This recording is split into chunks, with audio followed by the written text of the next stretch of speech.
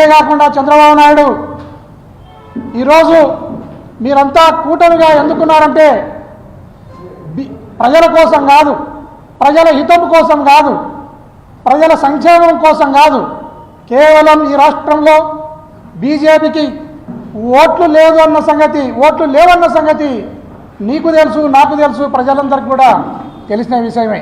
ఓట్ల కోసం బీజేపీ ఈ రాష్ట్రంలో ఒంటరిగా పోటీ చేస్తే సీట్లు లేవన్న సంగతి పవన్ కళ్యాణ్కి తెలుసు, నీకు తెలుసు, నాకు తెలుసు, అందరికీ కూడా తెలిసిన విషయమే.